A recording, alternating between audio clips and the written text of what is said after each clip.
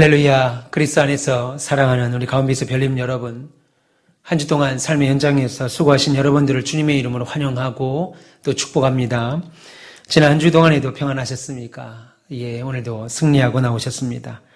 지난 한 주 동안 믿음 지키시고 세상에서 힘들게 살아내느라 수고하신 여러분들에게 하늘로부터 내려오는 하나님의 은총과 평화가 이 주일 일부 예배와 함께 하시기를 주님의 이름으로 축원합니다. 우리는 문제를 만날 때 그 문제를 분석하고 진단하는 것은 필요합니다. 필요하지만 거기에 얽매이거나 거기에 머물면 안 되죠. 왜요? 인생의 편에서는, 인간의 편에서는, 인생을 살 때 인간의 편에서는 답이 없는 문제가 많기 때문입니다. 그래서 내가 왜 이런 일을 겪어야 하지? 사는 게 너무 힘들다. 혹은 왜 우리 집은 이런 일을 당하지? 능력 없는 내가 너무 실망스럽고 다 믿고 싫다 하고 절망하며 그 문제에 얽매이기 쉽기 때문입니다. 그러나 하나님 편에서는 해결이 안 되는 문제가 없지요. 하나님은 인간이 당하는 모든 고통에 대하여 능히 해결책을 가지고 계시는 분인 줄 믿습니다. 그러므로 우리는 이 모든 문제 해결이 되시는 하나님께 저와 여러분의 모든 문제를 가지고 와서 하나님 앞에 내려놓고 해결책을 간구하는 믿음이 필요합니다. 신앙생활도 마찬가지입니다. 주님을 모르고 살다가 신앙을 갖게 돼서 이제는 거룩한 삶을 좀 살아야 되겠다. 내가 예수 믿었으니까 이제 참된 신자로 살아야 되겠다 하는 소원을 가지고 열심히 살고 정직하게 살 때 나타나는 결과는 오히려 환난일 경우가 더 많아요. 오히려 그렇게 믿음으로 살고 믿음으로 헌신하고 살고 바르게 살고 정직하게 살 때 오히려 더 승승장구하는 것이 아니라 그 일로 인하여 어려워지는 경우가 있다는 겁니다. 이것이 신자들을 당혹하게 한다고요. 당혹스럽게 한다고요. 그래서 하나님에 대한 감사와 교회에 대한 충성을 했음에도 불구하고 보상은커녕 오히려 더 험한 삶으로 인생이 전개될 때가 많아요. 따라서 이런 일을 당하는 본인은 어떻습니까? 심한 신앙의 회의감이 들지요. 그리고 낙심하고 하나님이 원하지 않는 길로 결국 가는 사람들도 있다는 것입니다. 그러나 성경은 우리에게 살면서 만나는 여러 문제들 앞에서 그렇게 반응하라라고 가르치고 있지 않습니다. 오히려 성경에 나오는 수많은 믿음의 사람들을 보면 그들도 하나같이 벼랑 끝까지 갔던 사람, 끝까지 서 있던 사람이었습니다. 그런데 그들은 결국 위기를 축복으로 바꾸는 놀라운 은혜가 있었다는 거죠. 오늘 본문도 그런 문제투성이의 세상을 살아가고 있는 동시에 하나님의 비전 또한 이루어가야 하는 저와 여러분들에게 그리고 우리에게, 우리 가온빛교회가 하시는 매우 중요한 말씀이 됩니다. 오늘 본문은 인생을 살면서 가장 큰 문제에 직면했던 한 아버지가 나옵니다. 이 사람은 인생 최대 중대한 문제에 직면했습니다. 그것은 바로 자신의 아들이 병들어 죽어가고 있다는 것이에요. 지금 이 아들은 아버지의 눈으로 볼 때도 살아날 만한 가능성이 없습니다. 가망이 없어요. 그런데도 세상의 아버지, 세상의 모든 아버지들에게 이보다 더 심각한 문제가 있겠습니까? 내 아들이 죽어가는데 아버지로서 해줄 것이 없다 이겁니다. 그런데 이 병은요, 그냥 약을 먹으면 낫거나 조금 쉬면 나아지는 병이 아니라 그야말로 죽어가는 병입니다. 거기에 심각성이 있어요. 그래서 아버지로서는 절망뿐이죠. 자신이 아버지인데 어떻게 할 방법이 없다 이겁니다. 그런데 이 사람은 누구라고 그랬습니까? 그 사람의 신분이 왕의 신하, 귀족이라는 거예요. 한마디로 부와 권력과 그 다음에 유능한 사람이라는 겁니다. 그런데 그런 아버지가 부도 있습니다. 권력도 있습니다. 능력도 있는 아버지가 자신의 아들을 향해서만은 어떻게 해줄 수 없는 아들을 향해서만은 어떻게 해줄 수 없는 무능한 아버지라는 거예요. 그러던 차에 예수님께서 유대로부터 갈릴리로 오신다는 소문을 들었습니다. 그리고 그 소문을 듣고 이 아버지는 예수님이 계시는 가나까지 약 15km를 달려가서 예수님께 간청하게 됩니다.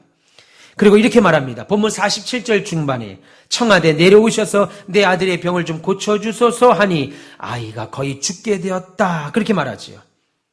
그리고 49절에도 보면 신하가 이르되 주여 내 아이가 죽기 전에 내려오소서라고 말합니다. 여러분 지금 이 아버지는 왕의 신하라고 하는 고위직에 체면에도 불구하고 예수님께 가서 강청하고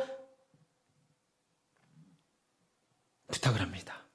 그것은 가벼운 마음으로 부탁드리는 것이 아니에요. 그냥 뭐 해주시면, 예수님 우리 아들이 죽어갑니다, 해주시면 감사하고, 뭐 아니어도 뭐 어쩔 수 없지, 안 되는 걸 뭐 어떻게 하겠어, 이런 마음으로 간 것이 아니고 예수님 앞에 엎드려 무릎을 꿇고, 주여 내 아들의 병을 고쳐주십시오. 내 아들이 죽어가고 있습니다. 제발 내 아들이 죽기 전에 내 집으로 좀 오셔서 내 아들을 좀 살려주십시오 라고 울면서 애원하는 거지요. 여러분, 오늘 본문의 말씀을 통해 하나님은 우리에게 놀라운 교훈을 하시는데요. 그것은 우리의 믿음에 관한 교훈입니다. 저와 여러분 모두는 믿음을 가지고 있지요. 그 믿음으로 지금 일부 예배에 9시에 나와서 예배하는 것 아니겠습니까? 그러면 우리가 가지고 있는 이 믿음은 언제 필요할까요? 여러분, 언제 필요할까요? 사람들은 바로 우리가 해결할 수 없는 문제를 만날 때 그 믿음이 필요합니다. 어떻게 보면 우리가 평안할 때, 기쁠 때, 잘 될 때, 행복할 때는 믿음이 필요 없을 수도 있습니다. 잘 되는데 무슨 믿음이 필요하겠어요? 잘 되고 있는데 어떤 무슨 믿음의 어떤 기다림이나 애씀이나 도전이 필요하겠습니까? 사실은 해결할 수 없는 문제 앞에서 우리의 믿음이 그때 발동돼야 되지요. 사람들은 고통 싫어합니다. 위기 싫어합니다. 실패 싫어합니다. 그리고 질병 싫어합니다. 그러나 인간에게 질병이나 고통 없고 모든 일이 만사형통한다 그러면 대부분의 사람들은 아마도 하나님을 찾지 않을 겁니다. 우리 인간은 그렇게 선하지 않습니다. 하나님이 우리에게 잘 되는 일만 주신다면 우리가 하나님을 계속하여 찾을까요? 찾지 않습니다. 하나님을 믿을 생각 안 하고 오히려 세상으로 가서 내 몸을 기쁘게 하는 일에만 진력을 하고 마음이 가게 될 겁니다. 한마디로 신앙의 동기부여가 안 일어난다고요. 그런데 그래서 이 타락한 인간의 죄성은 고통이 없으면 창조자 하나님을 의식하지 않게 되어 있어요. 여러분, 오늘 이 아버지가 예수님을 찾아간 이유가 뭡니까? 바로 자신의 아들, 사랑하는 내 아들이 죽어간다는 문제 때문이었습니다. 이런 절망적인 문제로부터 이 아버지가 나는 예수를 찾아야 되겠다, 내가 예수님께 가야 되겠다라고 하는 동기가 생겨난 거죠. 그래서 예수께서 이 지역으로 오셨다는 소문을 듣자마자 열일 제쳐놓고 예수님께 달려간 겁니다.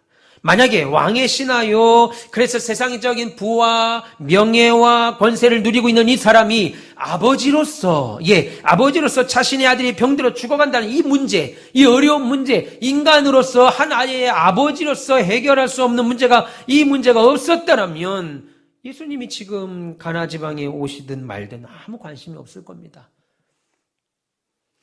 그런데 지금 자신의 아들이 죽어간다는 큰 문제로 인해서 예수님이 가나에 오신다는 그 소문을 듣자 그는 예수님께 달려나가는 어때요? 반응을 했다는 거예요. 예수님께 달려나가는 반응. 여러분, 지금 예배하는 이 시간 여러분들에게도 고통스러운 문제가 있으신 분 계십니까? 혹 숨 못 쉬게 하는 무거운 짐이 여러분들에게 계셔요? 그러면 거기로부터 믿음의 동기가 일어나시기를 바랍니다. 그래서 그 문제로 인해서 예수님께 나오는 반응들이 여러분의 삶 가운데 있기를 축원합니다. 여러분, 어려운 가운데서 원망, 불평, 좌절하고 있지 마시고 오히려 거기로부터 믿음의 동기가 막 일어나셔야 돼요. 그래서 그 문제로 예수님께 나오는 반응들이 여러분들의 삶에서 막 일어나야 될 줄 믿습니다. 여러분, 그런데 많은 사람들은 그렇게 안 하죠. 고난, 문제, 고난, 어려움, 괴로움, 병, 이런 것들은 다 뭘로 봐요? 징벌로, 저주로, 실패로, 망함으로 인식합니다. 그래서 그 문제를 만나면 그 자리에 앉아서 탄식하고 원망이 제일 먼저 나오죠. 나는 망했다, 나는 끝났다, 나는 실패했다, 나는 저주받았다. 그러나 우리 하나님은 여러분들이 고통을 당하는 것이나 마음 졸이며 사는 것이나 절망하고 슬퍼하는 것이나 위기를 당하는 모습들을 즐기는 분이 아닙니다. 주의 본심은 그렇지 않다고 예레미야가 말을 했지요. 그러나 인생을 사는 우리는 살면서 불가피하게 절망을 만날 수밖에 없습니다. 좌절을 경험하죠. 실패를 경험하죠. 어려움을 만납니다. 그때 주의해야 될 것이 있습니다. 절대로 세상의 방법, 이것이 급해 보여도, 이것이 빠른 길 같아 보여도 세상의 방법을 취하는 것이 아니고 오히려 그때가 여러분들이 갖고 계시는 제가 갖고 있는 믿음이 발동돼야 되는 귀한 시간, 때인 줄 믿습니다. 믿음 버리고 세상 방법에 빠지면 안 됩니다.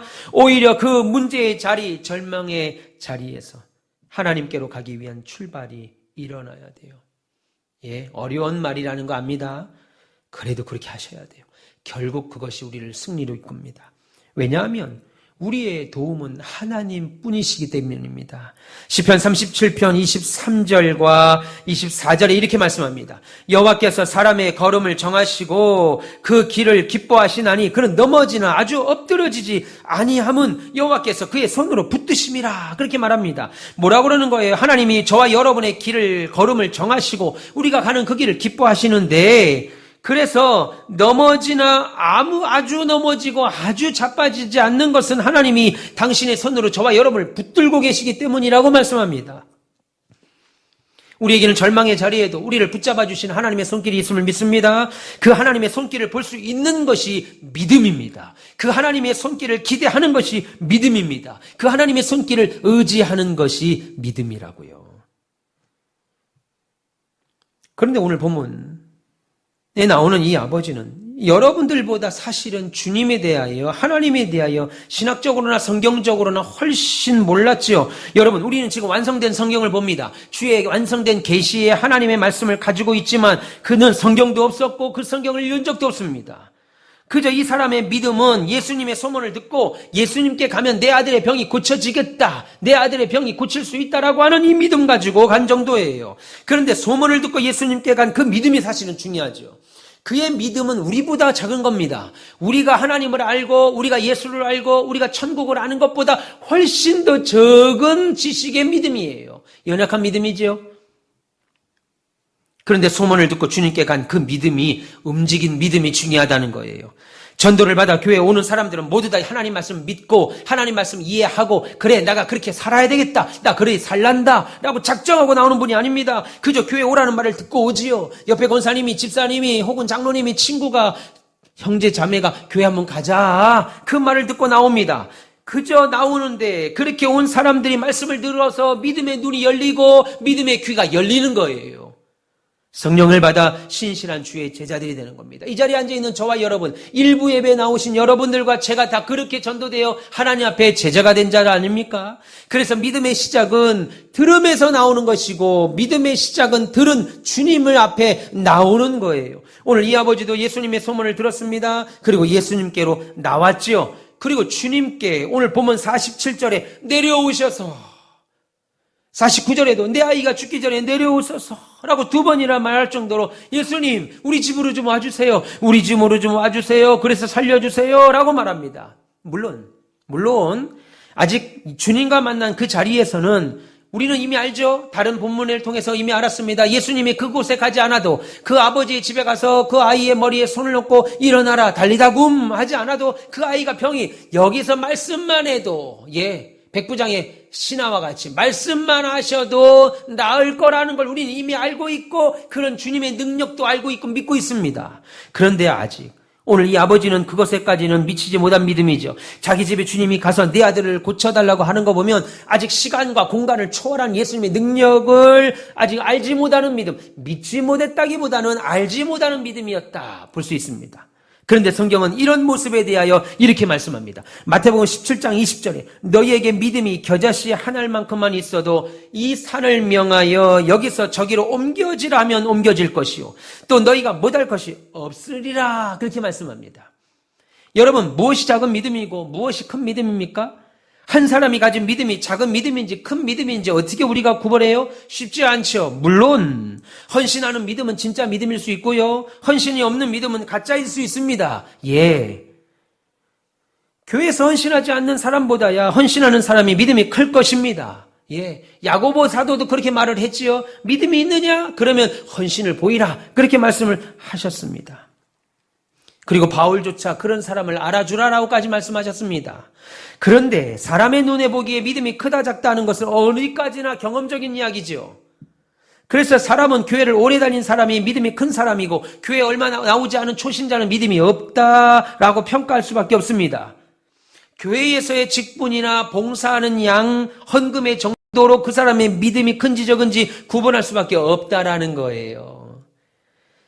사람은 그렇게 믿음을 평가할 수밖에 없지만 하나님은 그렇게 믿음을 평가하지 않는다는 겁니다. 오히려 겨자씨 한 알만은 정말 눈을 가까이 대서 봐야 보일 수 있는 작은 겨자씨 하나일 만한 믿음이라도 그 믿음이 살아있는 믿음이라면 하나님께서 그 산을 내 앞에 산 같은 그 문제를 옮기신다는 겁니다. 여러분 오늘 이 말을 잘 이해하셔야 됩니다. 오늘 본문에서 너희가 겨자씨만한 믿음이 있다면 그 산을 이 산을 들어 저리로 옮기라 하도 하면 옮길 것이오라고 하는 이 말은 너희가 겨자씨만한 믿음이 있을 때 이 산아 옮겨가라. 그러면 이 산이 저쪽으로 옮겨갈 것이다 라고 하는 그 말이 아니고 우리가 문제를 해결할 수 있다는 말이 아니라 하나님이 옮기신다는 겁니다. 그 겨자씨만한 믿음 하나 보고도 그 겨자씨만한 믿음이라도 보고도 하나님의 능력이 임한다는 거예요. 그래서 우리는 산을 옮기시는 하나님을 믿는 믿음이 있어야 됩니다. 그러므로 인생의 모든 문제와 해결은 결국 믿음의 문제죠. 이렇게 이 아버지가 겨자씨와 같은 믿음을 가지고도 예수님 앞에 나와서 강청할 때 예수님은 놀라운 말씀을 하십니다. 본문 50절에 예수께서 이르시되 가라 네 아들이 살아있다. 한마디로 지금 살아있다. 예수님께서 그 사람의 가장 크고 심각한 문제였던 아들의 병을 고쳐서 살려주신 겁니다. 여러분 지금 이 아버지에게 이보다 더 큰 선물이 있겠습니까? 이보다 더 큰 복이 있겠습니까? 그런데 여러분 그 뒤에 나오는 내용이 지금 말씀을 듣는 우리에게 매우 중요합니다. 예수님이 아들이 살았다라고 하는 그 말씀을 듣자 그 아버지가 보인 반응이라고요. 네 아들이 살았다. 이제 내려가라. 아버지는 지금 와서 예수님 우리 집에 좀 가셔서 기도해 주셔서 내 아들이 좀 고쳐주십시오. 지금 그렇게 말하는데 예수님 뭐라는 거예요? 그 자리에서 네 아들이 살았다. 죽지 않았다. 그렇게 말씀합니다. 그럼에도 불구하고 그 아버지가 보인 반응 한번 보세요. 본문 50절 하반절에 그 사람이 예수께서 하신 말씀을 믿고 가더니 그렇게 말합니다. 그 사람이 예수께서 하신 말씀을 믿고 가더니 할렐루야. 오늘 일부 예배 나오신 여러분들 이 사람의 믿음 한번 보세요. 그 예수님의 말씀을 믿고 갔다. 그 사람이 예수께서 하신 말씀을 믿고 갔다. 여러분 이 아버지가 지금 네 아들이 살았으니까 집으로 가라. 집에 가봐라. 하신 주님의 말을 의심하지 않고 집으로 갔다라는 거예요. 여러분 우리는 지금 이 사람의 믿음을 주목해야 됩니다. 사실 예수님께로 처음 나올 때는 그저 예수님이 가나 지역에 오셨다는 소문을 듣고 온 거예요. 그리고 돌아갈 때에는 예수님의 말씀을 믿고 갑니다. 한마디로 그의 믿음이 달라졌다는 거예요. 믿음이 커졌다는 겁니다. 그러면 왜 믿음이 달라지고 커졌어요? 그 이유는 바로 예수님의 말씀 때문입니다. 예수님에 대한 소문은 이 아버지의 믿음의 동기를 일으키는 역할을 했습니다. 그러나 믿음은 말씀을 듣고 받아야 돼요. 예수님의 말씀을 받아들이고 거기에 순종할 때 문제 해결이 있습니다. 여러분 우리가 밤새 고민한다고 해결됩니까? 해결 안 됩니다. 이 문제가 왜 온 것이고 어떻게 해야 되지 하는 진단은 치료가 아니잖아요. 병에 대한 진단이 나왔으면 치료하는 의사가 지시하는 대로 순종해야 됩니다. 의사가 지시하는 대로 약을 먹지 않고 수술하지 않으면 결국 치료할 수 없죠. 마찬가지로 우리 인생에 찾아오는 모든 문제들은요. 그 문제 해결은 말씀을 받고 순종하는 겁니다. 오늘 이 아버지도 예수님 말씀을 믿고 갔습니다. 여러분들이 이 예배당에 오실 때는 예수님에 대한 소문을 듣고 오셨을지라도 가실 때는 예수님 말씀을 붙잡고 돌아가십시오. 오늘 목사님 어떤 말씀을 하시는가 우리가 보러 갈까? 들으러 갈까? 하고 일부 예배에 나오셨을 수 있습니다. 그러나 돌아가실 때는 하나님의 말씀을 믿고 가시길 축원합니다. 붙잡고 가시길 축원합니다. 그리고 그 말씀에 순종하며 사시기를 축원합니다. 믿고 가는 순종이 있어야 아들이 병에서 살아나는 기적이 일어난다고요. 그리고 그렇게 아버지가 집으로 돌아가는 길에 놀랍게도 이 사람의 종을 만납니다. 아들이 살아났으니까 종이 우리 주인에게 빨리 가서 이 소식을 전하자 하고 종이 주인이 있는 곳으로 예수가 있는 곳으로 달려왔겠지요. 그러다 노상에서 만납니다. 길에서 만납니다. 그리고 종이 주인에게 말합니다. 본문 51절에 내려가는 길에서 그 종들이 오다가 만나서 아기가 살아났다 하거늘 그렇게 말합니다. 한마디로 종이 주인에게 길에서 만난 주인에게 뭐라고 하는 거예요? 주인님 아들이 살아났습니다. 그래서 자신의 아들이 언제 살아났는지 시간을 물어보니까 주님께서 네 아들이 살아났다라고 하는 그 시간이었다는 거예요. 그곳에서 15km나 떨어진 가버나움에 있던 아들이 살아난 겁니다. 본문 52절과 53절에 그 낫기 시작한 때를 물은즉 어제 7시에 열기가 떨어졌나이다 하는지라 그의 아버지가 예수께서 네 아들이 살아있다 말씀하신 그때인 줄 알고 아들이 살아났다. 주님 말씀을 듣고 간 아버지의 그 믿음이 죽어가는 아들을 살려내는 기적을 나타나는 거예요. 네 아들이 살아났다. 이 말씀을 믿고 간 아버지의 믿음이 죽어가는 아들을 살리는 기적으로 나타났다고요. 그 믿음이 오늘 우리가 본문의 말씀을 통해서 기억해야 하는 것은 먼저 우리에게 절망과 고통이 있을 때 그것을 하나님께 찾아가는 출발점이 되어야 된다는 겁니다. 앉아서 원망하고 슬퍼하고 불평하기 전에 그렇게 하고 있을 시간에 오히려 하나님께 찾아가는 출발점이 되셔야 돼요. 그런데 아직도 믿음의 반응이 안 되는 신자들이 참 많습니다. 하나님은 종종 우리에게 고난 주시죠. 고통도 주시죠. 괴로움도 주십니다. 그럴 때는 하나님이 내게로 오라는 신호입니다. 그 하나님께로 향하는 순수한 출발이 우리 가운데 늘 일어나야 돼요. 그 문제 가지고 나올 때 결국 그 믿음이 기적을 보게 합니다. 생각해 보세요. 보통 사람 같으면 지금 주께서 아예 얼굴도 안 보시고 그냥 가라, 네 아들이 살아났다 라고 할 때 어떻게 반응하겠어요? 예수님, 어떻게 말씀을 그렇게 쉽게 합니까? 내가 지금 그런 말이나 들으려고 여기까지 온 줄 압니까? 예수님, 살아났다니요. 내가 지금 그런 말이나 듣자고 여기까지 온 줄 아십니까? 제발 우리 집에 한 번만 가셔서 내 아들을 좀 봐주세요. 고쳐주세요. 이렇게 말하는 것이 우리의 신앙의 모습이죠.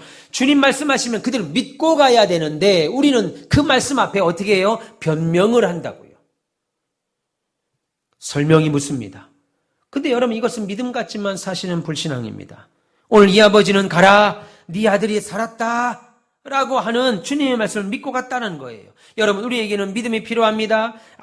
믿음이 절실히 필요한 시대에 우리가 살고 있습니다. 믿음 없으면 하나님께서 우리를 위하여 일하신다라고 하는 것을 볼 수가 없어요. 우리가 신앙생활하면서 하나님이 함께 하신다는 표적이 따른다는 것은 신나는 일입니다. 예수를 믿는데 하나님의 표적이 막 나타나는 것, 신나는 일이죠. 그런데 이런 표적은 어떻게 생긴다고 그랬어요? 오늘 보면 마가복음 16장 17절에 이렇게 말합니다. 믿는 자들에게는 이런 표적이 따르리니, 표적이 따르는데 어떤 사람에게 따른다고 그럽니까? 40일 금식을 수도 없이 한 사람이요? 최소한 새벽기도는, 작정기도는, 철야기도는 100일 정도는 작정하고 나서요? 아닙니다. 믿는 자, 믿는 것이라고 말해요. 그래서 믿는 자에게 표적이 따른다, 이런 기적이 따른다, 믿는 자에게 그렇게 말씀하죠. 저는 목회하면서 하나님께서 우리 교회와 그리고 우리 가온빛교회와 여러분들과 저와 함께 하시는 크고 작은 기적들을 너무나도 많이 체험했습니다. 제 목회에는, 그리고 우리 가온빛교회는 하나님이 아니시면 일어날 수 없었던 표적들이 너무나도 많아요. 오늘 보면 48절, 예수께서 이르시되 너희는 표적과 기사를 보지 못하면 도무지 믿지 아니하리라. 여러분, 하나님을 기쁘시게 하는 믿음을 가지십시오. 그래서 여러분의 신앙생활에도 많은 기적과 표적이 있기를 축원합니다. 그래야 머리로 믿는 믿음이 아니고 마음으로 믿는 진짜 믿음이 생겨야 됩니다. 그 믿음이 복의 원천이고 기적의 능력인 줄 믿습니다. 주님은 네 믿음대로 될지다, 네 믿음대로 될지어다 우리에게 말씀하신다고요. 여러분, 믿음이 있어야 인생에서 소망 누리고 바라고 삽니다. 오늘 환경과 상황이 좋아져서 우리가 사는 것이 아니에요. 믿음으로 인한 소망으로 사는 겁니다. 여러분, 세상에서 가장 중요한 일들은요, 전혀 가망이 없는 것처럼 보이는데도 끝까지 믿는 사람들이 이루어낸 일들입니다. 그렇다면 여러분, 요한복음 11장 40절의 말씀처럼 믿으면 하나님의 영광을 보리라. 할렐루야. 이 음성을 주님이 나에게 주신 음성으로 듣기를 축원합니다. 사랑하는 우리 일부 예배 나오신 우리 가운데서 별님 여러분, 오늘 이 왕의 신하가 그러면 믿음으로 말미암아 그가 받은 궁극적인 복은 뭘까요? 궁극적인 복은 뭘까요? 죽어가는 아들이 살아난 건가요? 살아난 것일까요? 예, 그럴 겁니다. 그러나 그것도 한시적인 거예요. 언젠가 그 아이도 나이 들어서 혹은 병으로 혹은 숙환으로 죽었습니다. 그러나 진짜 복을 오늘 보면 53절이 말합니다.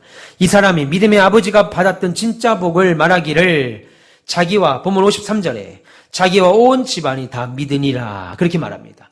그 일로 자기는 말할 것도 없고 온 집안 사람이 다 예수를 믿고 구원을 받았다 그렇게 말하는 거예요. 여러분, 결국 믿음이 자신뿐 아니라 죽어가는 아들과 그리고 아내와 그리고 자신의 집에 있던 모든 사람들이 다 믿어 구원을 받았다는 겁니다. 여러분 요새 일이 잘 안 풀리세요? 은혜도 없는 것 같아요? 누구에게 그럴 때도 있습니다. 그러면 나도 모르게 교회 탓하고 신앙생활 탓하고 싶습니다. 목사 탓하고 싶은 생각도 있습니다. 그러나 기적과 은혜를 받지 못하는 것은 누구 탓도 아니고 결국은 믿음의 문제라고 오늘 본문은 말씀합니다. 그래서 나와 주님과의 거리를 살펴보세요. 신앙생활의 연수가 믿음을 보장하지 않습니다. 교회 안의 직분이 그 사람의 믿음을 말하지 않는다고요. 주님과의 거리가 멀어질 때는 은혜가 떨어집니다. 여러분이 만나는 여러 가지 일들이 아주 큰 문제로 갑자기 부각이 돼요. 예, 주님과 가까울 때, 은혜 충만할 때는 그 문제들을 기도로 해결하려고 하는데, 그래서 작아 보이는데, 어느 순간 그것이 멀어지면은요, 그 문제가 크게 부각이 됩니다.